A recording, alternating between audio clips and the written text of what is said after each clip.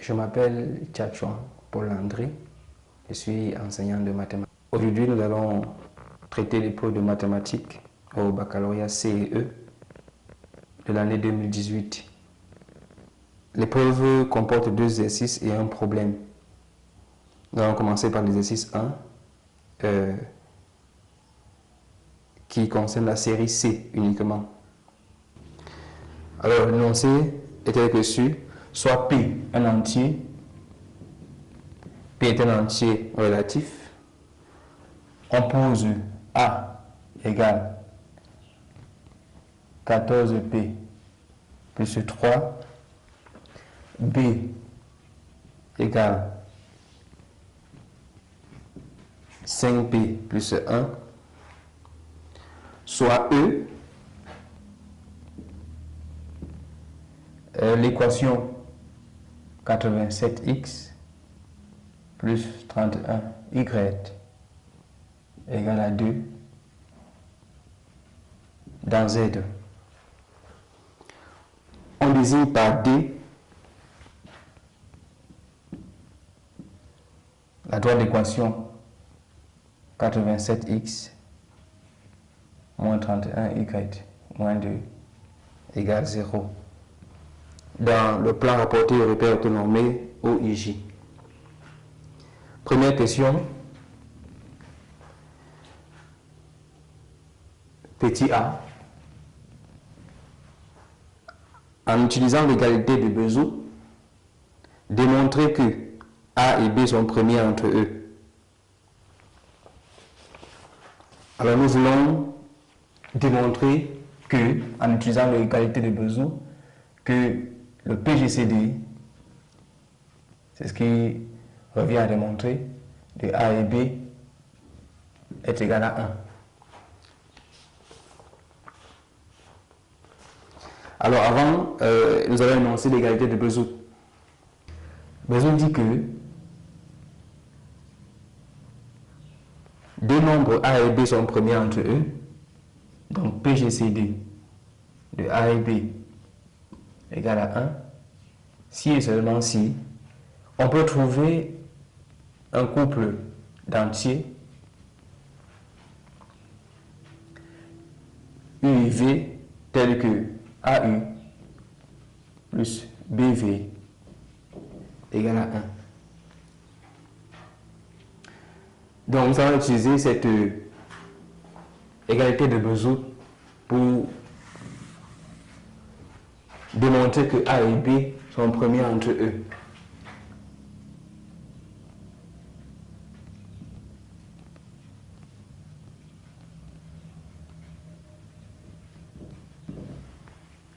Ça voudrait dire que nous allons chercher un couple d'entiers U et V qui satisfont à cette relation-ci, telle que AU plus BV égale à 1, avec A et B définis dans l'énoncé de l'exercice.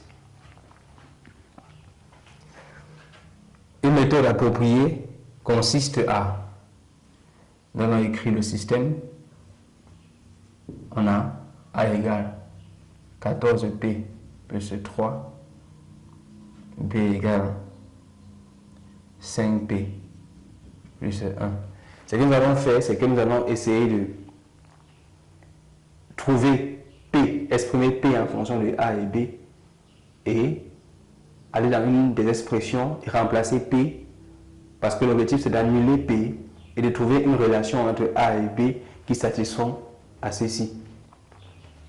Donc, en regardant simplement qu'on peut multiplier la deuxième équation par moins 3 et naturellement la première par 1, cela nous conduit à A égale 14P plus 3 et moins 3B égale moins 15P moins 3. Donc, en sommant membre à membre ces égalités, on obtient A moins 3B égale à moins P. C'est-à-dire donc que P vaut 3B moins A. Numérotons ça, appelons ça relation 1. Alors, si je vais donc dans B, je remplace P par la valeur trouvée en reportant P, B égale 5P plus 1 entraîne que B égale 5 facteur de 3B moins A plus 1. Et ce qu'on a fait simplement, c'est qu'on a reporté cette valeur de P ici à l'expression de B. Donc en développant, on obtient 15B moins 5A plus 1. Et si on ramène ceci de l'autre côté, on obtient B moins 15B plus 5A égale à 1, soit moins 14B plus 5A égale à 1. Si on veut simplement ordonner de façon qu'on obtient une forme comme cela, on aura A fois 5 plus B fois moins 14 égale à 1. Donc, on a la forme AU plus BV égale à 1 avec U égale 5 et V égale moins 14. Donc, l'équation, l'égalité de Bézout est donc satisfaite. On peut conclure que d'où PGCD de A et B égale à 1. Donc, A et B sont premiers entre eux. Et à la deuxième question, il est dit, on déduit que 87 et 31 sont premiers entre eux. Donc, à partir de ce qui vient d'être fait, il faut donner une déduction. Cela, pour répondre à cette question, on veut déduire que PGCD de 87 et 31 égale 1. Une méthode simple, c'est de pouvoir remarquer que si on peut pouvoir remarquer que 87, on peut prendre 87 comme A et 31 comme B. Et si on trouve un entier P tel que 87 s'écrit donc comme 14P plus 3 et 31 s'écrit comme 5P plus 1, alors d'après ce qui vient d'être fait, on peut conclure que 87 et 31 sont premiers entre eux. Donc je vais dire, posons A égale à 87 et B égale 31.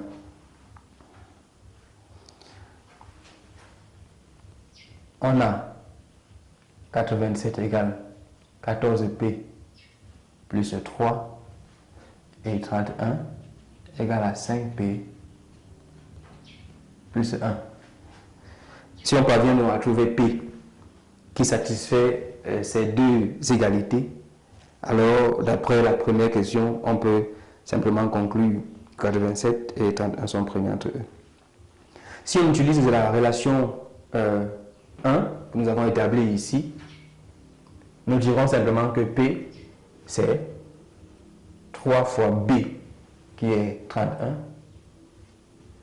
moins A qui est 87. Et un calcul simple permet de montrer que on trouve P égale à 6.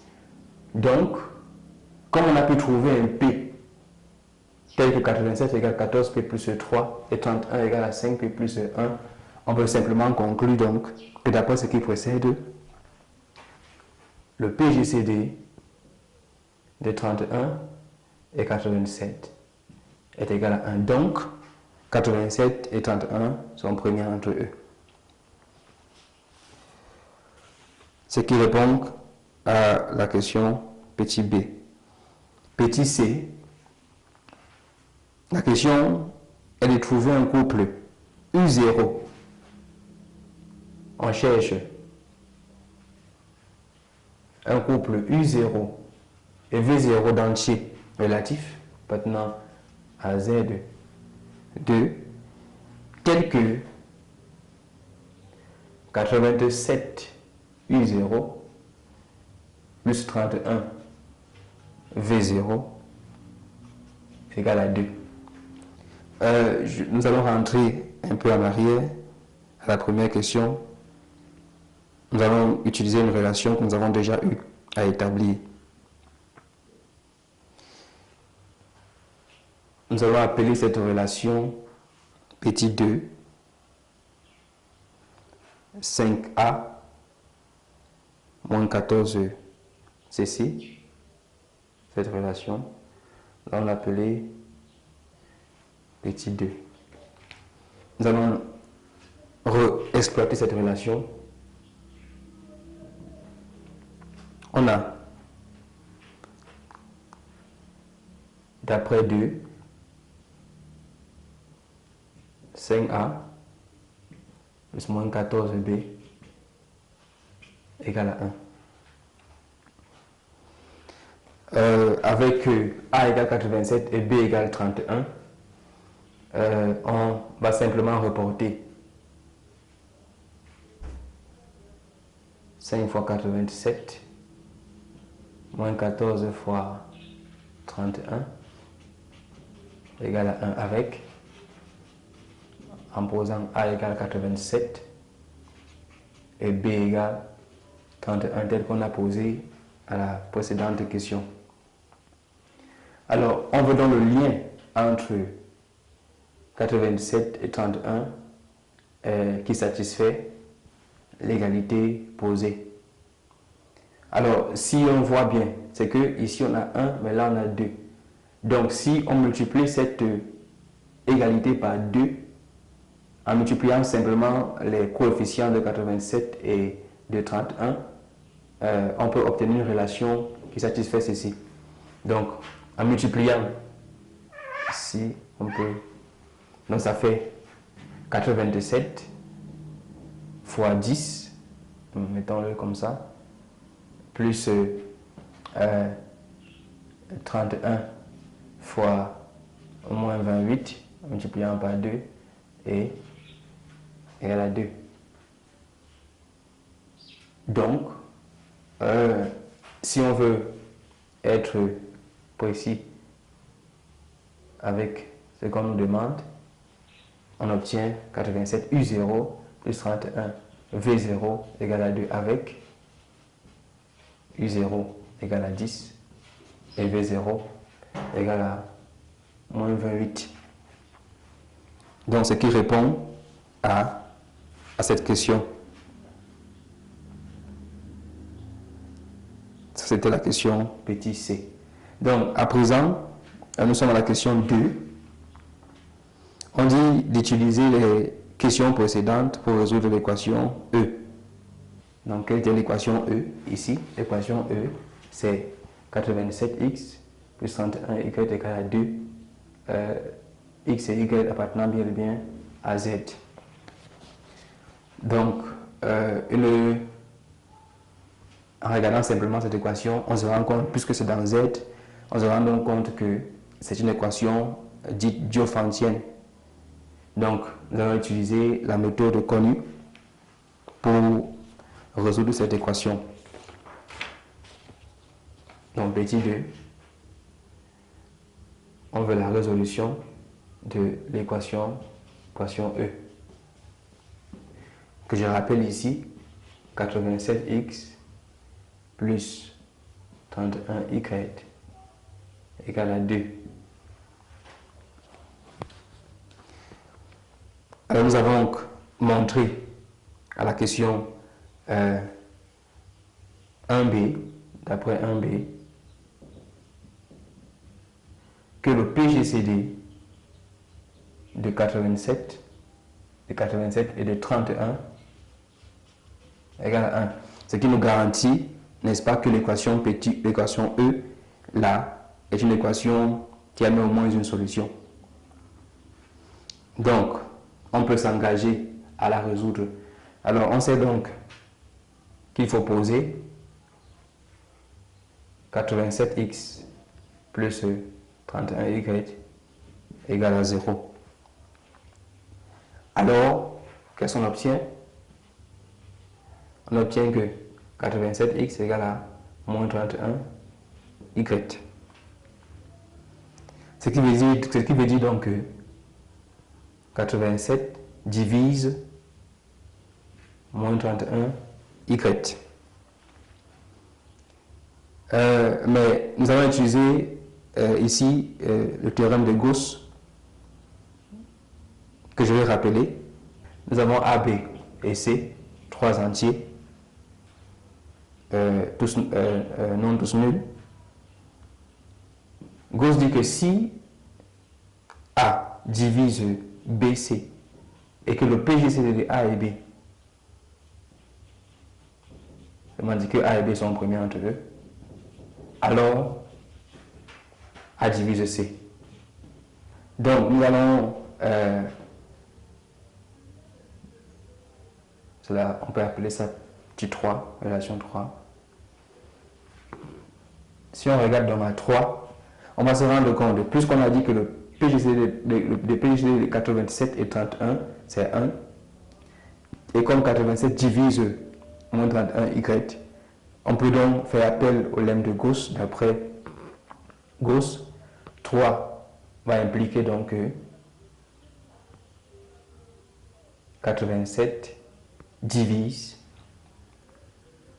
y, car PGCD de 87 et 31, c'est 1. Alors, si 87 divise y, ça veut simplement dire qu'on peut trouver un entier k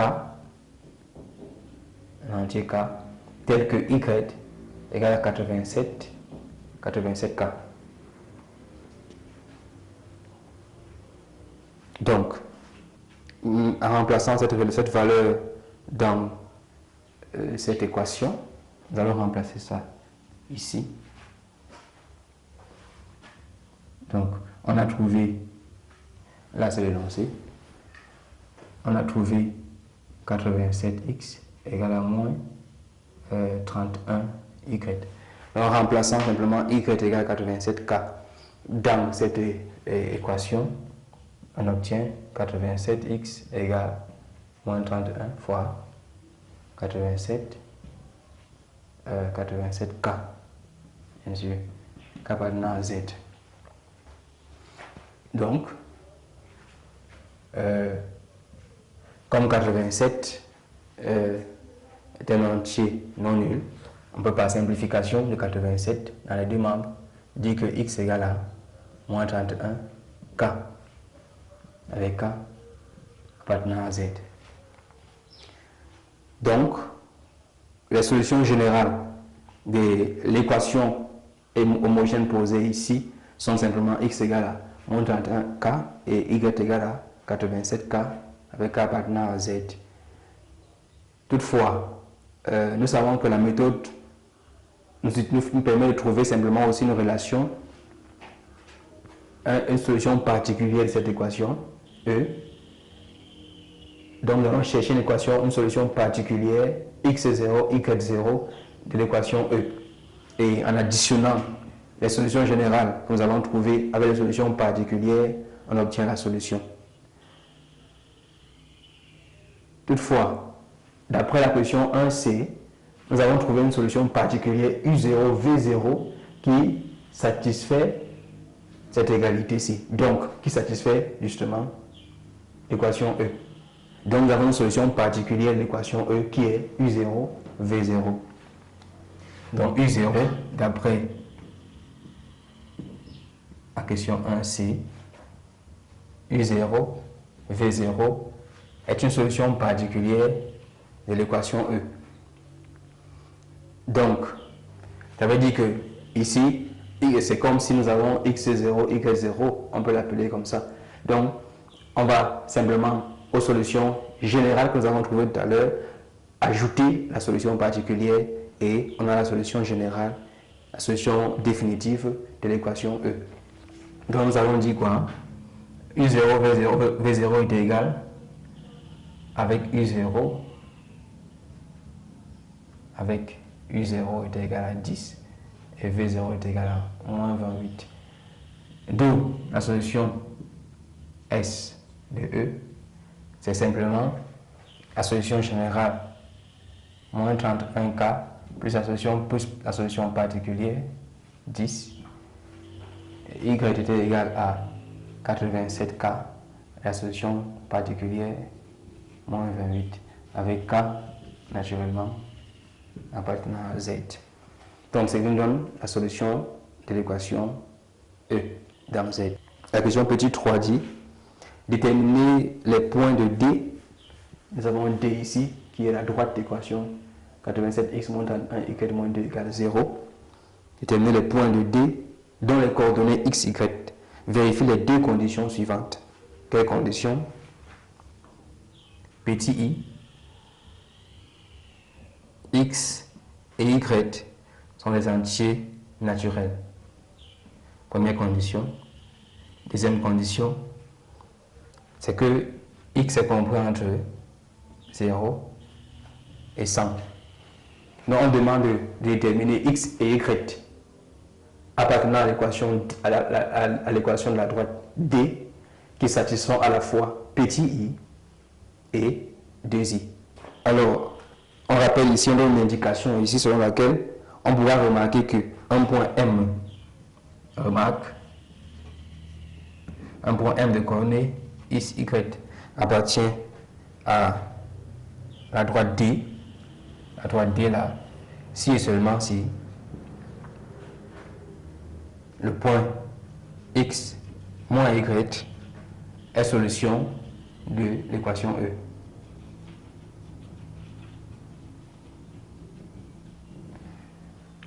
Ça peut se vérifier ici aisément. En effet, x, y appartient à D signifie simplement que 87x moins 31 y moins 2 égale 0. Ceci signifie que 87x moins 31y égale 2. Donc, 87x plus égale à 2. Ça voudrait simplement dire ici que x moins y est solution de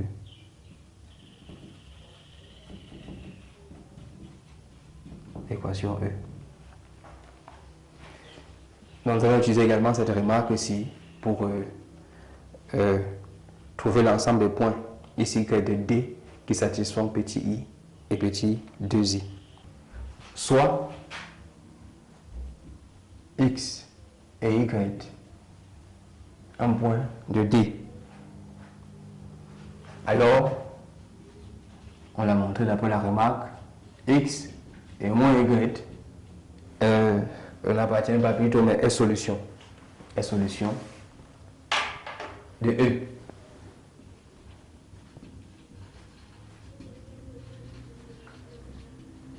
Qu'est-ce que ça signifie? C'est-à-dire, on l'a dit, ça veut dire que on va dans E, on remplace la solution 87x plus 31 moins y égale 2.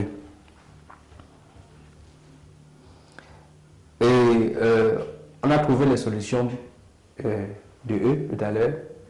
Ceci voudrait simplement dire, d'après la question précédente, que x, on n'était pas tenu de l'écrire, ceci, c'est pas important. Comme ces solutions de E, or les solutions de E sont de la forme ici, ça voudrait simplement dire que x est égal à moins 31k plus 10 et moins y.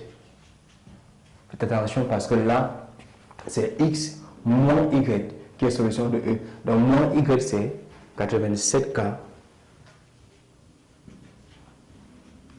moins 28 k appartenant à Z. Donc, ça voudrait simplement dire, on peut réécrire que x c'est 81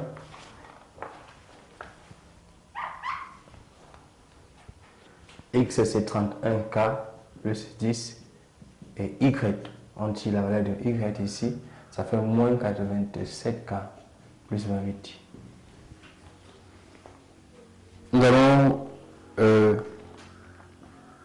utiliser les deux conditions qui étaient posées au départ, savoir petit i et petit 2i, que x, y appartient à grand N et que x est compris entre 0 et 100. Alors, si la condition 2i satisfait, ça veut dire que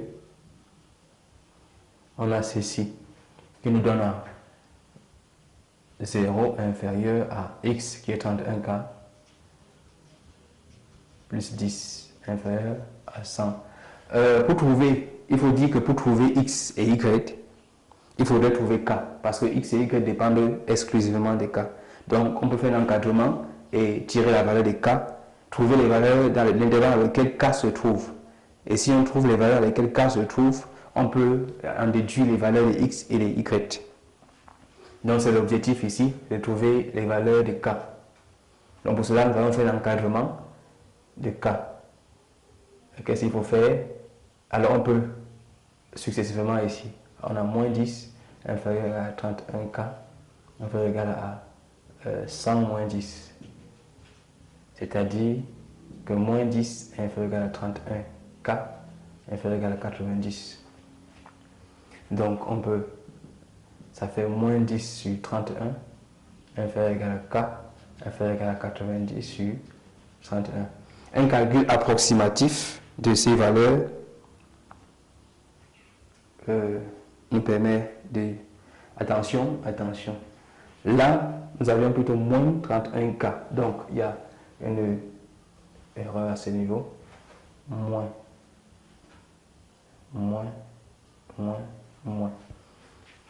Donc, si tel est le cas, on ne peut plus avoir ceci. Donc, pour diviser, pour trouver la valeur de k, on va diviser toute l'équation par moins 31. Sachant que quand divisant l'équation par moins 31, l'inégalité va changer de sens. On aura plutôt ici moins 90 sur 31 inférieur à k inférieur à moins 10 sur moins 31, donc 10 sur 31. Donc un calcul approximatif des valeurs des bornes nous dit que on obtient ici moins 2,9 inférieur à k inférieur à 0,32.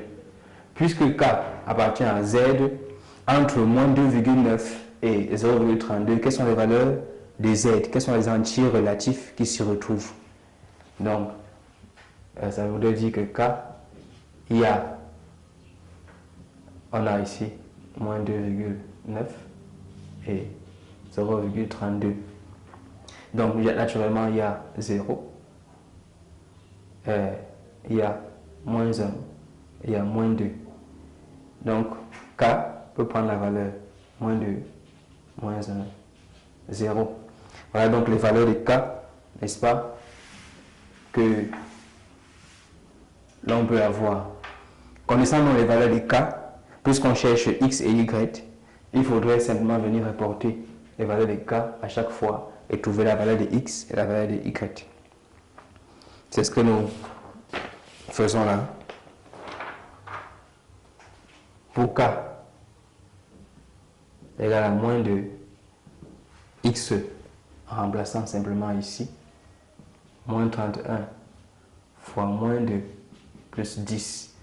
Un calcul simple de ceci nous donne la valeur 72 et y égale à 87 à moins 87 en remplaçant k par moins 2 plus 28, nous obtenons 202. Maintenant pour k égale à moins 1, on fait le même travail, moins 31 fois k, moins 1 plus 10, on trouve 41 ici, et y 109.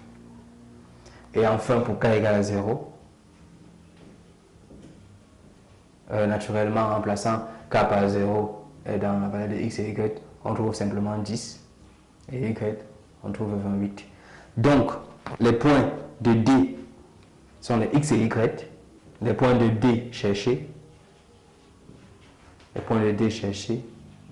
sont le point de coordonnées 72, 202, le point de coordonnées 41 et 109, et enfin le point de coordonnées 10 et 28. Donc, il y a 3 points qui satisfont la relation petit i et petit 2i.